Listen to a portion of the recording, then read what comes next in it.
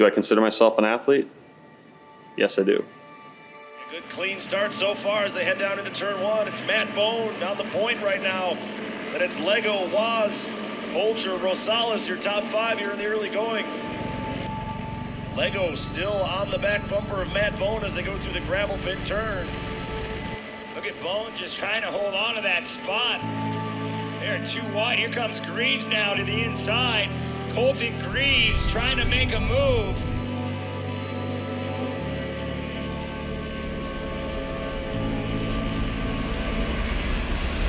I mean, we don't have anything that says don't go on, right? So right now we're here just looking at the tracks, scouting it out. Crandon's basically for UTV, U-shaped course. Coming up through here, probably one of the fastest sections.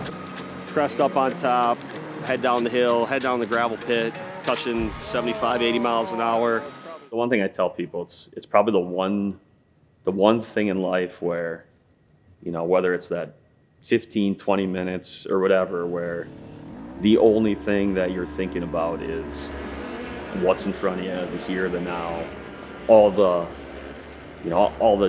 difficulties or stressors of life, they're not in your mind. Like, it is, you're so laser focused, and I think that's the biggest thing is the mental preparation, or the mental focus is probably what's more exhausting in a race car than the physical. But I mean, you'll see drivers, myself included, 15 minutes in car, you get out and you are just, you know, dripping sweat, and like you feel like you just got done running a marathon. Here comes Johnny Holcher working on Matt Bohn. Look at Holcher go to the inside. He's going to open up the door. Bohn makes a little bit wider of a move and gives that spot away. That's going to let Johnny Holcher run out front as they head towards Cemetery Turn, but Bohn comes storming back.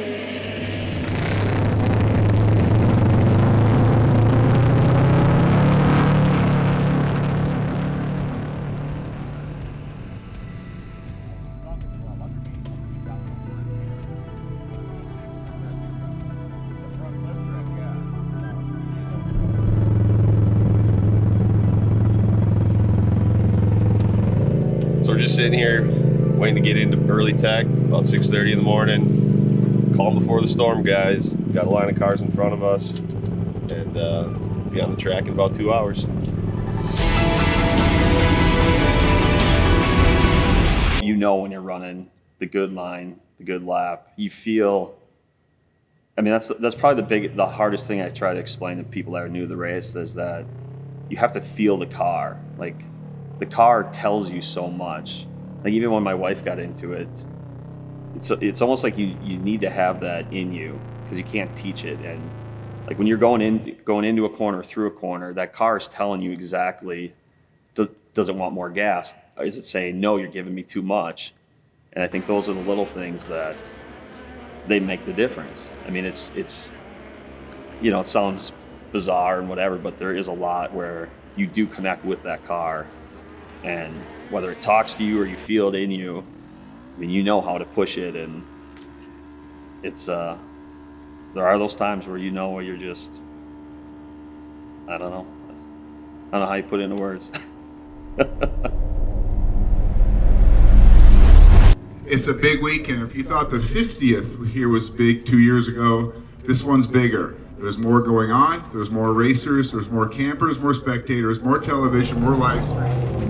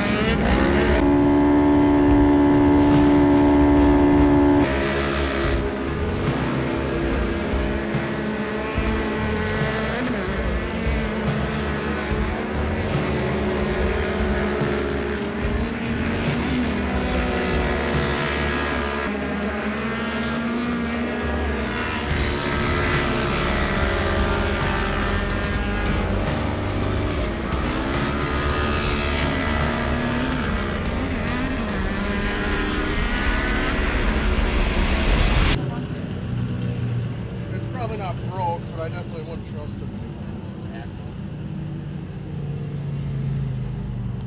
So today we were out in qualifying, had a little bit of adversity, went off a jump. They put a bigger lip on it this year, so we're getting a lot more air, a lot more distance. Right on the landing, left rear, upper radius rod folded up, that and tail, bent the trailing arm, shock bent. So pretty much ended our qualifying efforts. You know, the big thing with adversity at a racetrack is you gotta have a short memory, fix the parts that you can, get back to the basics, get back to blocking and tackling, and just go out there and hit your marks. So, I mean, we're not gonna have a good start tomorrow, but we know what we're capable of, and we'll focus on driving it to the front. You know, critique yourself. Like, there's so many guys that just chase like bolt-on horsepower, or they want to change the car, but they don't reflect on what they're doing, and they like you said, they have the most input into that car. So it's like I tell guys, I said, until you're out there running consistently perfect lines, don't touch the car. You know, go reflect on what you're doing. Go figure out how you can push that. Go figure out how you can connect with that car more. Like, there's no such thing as bolt-on speed. I mean, there is to a point, but at the end of the day, it's you and that car, what you're doing and telling that car to do. You need to make sure that you're one before you start chasing smoke and mirrors. Just going across that bigger jump. There's Bohn. Oh, they made contact. Bohn hung up, able to gather back up. That could have been so dangerous there. That is a no-touch zone on exit. Man, they're well over 60 miles an hour coming over that crest of that hill. So good driving on both drivers' parts. Yeah, both drivers able to get away free. Like, I believe to my core that the biggest problem with that car or whatever is me. It's not the engine, it's not the tires, it's me. Because until I'm out there running perfect, consistent lines, there's still more to gain between me and the car. Why do we do the things that we do?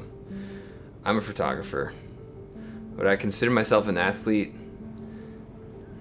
I think so. I think we're all athletes in our own way. And the reason I say that is because, you know, we're out here chasing these images. We're chasing moments that are fleeting. This morning it was pouring rain. And what do? You adapt and you overcome, and you take what's given to you and you try and create something out of it.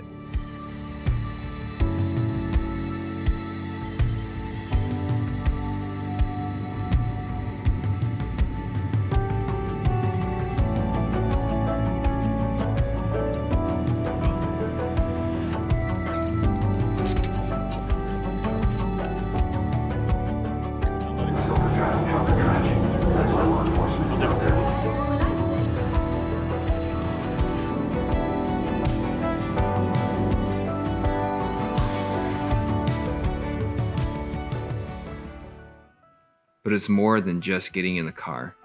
It's about the feeling and being caught in a moment of time.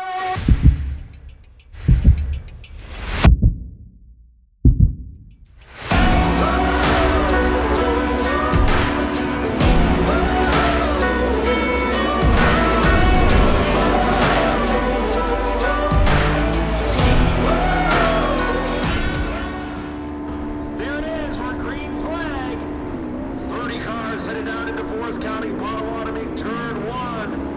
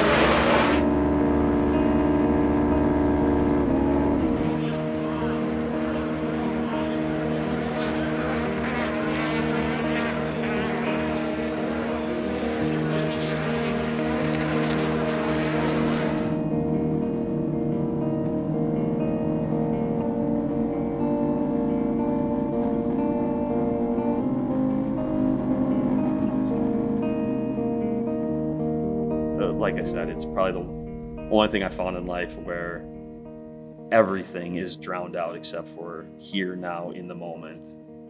And that with the speed and just, you know, all the feelings, the sounds, the environment, it's hard to put into words, and I don't know how I could replicate if I wasn't racing. When you can get to the point when people fall in love with what you're showing them, when they're asking you for more, and they're wishing that it didn't end, and that they could go back and they could watch it again and again, and they had the time to do so. That's when you know that you've made it. That's the power of cinema. And I believe that it can change the world. So is it the car that's telling you to go full throttle? For sure.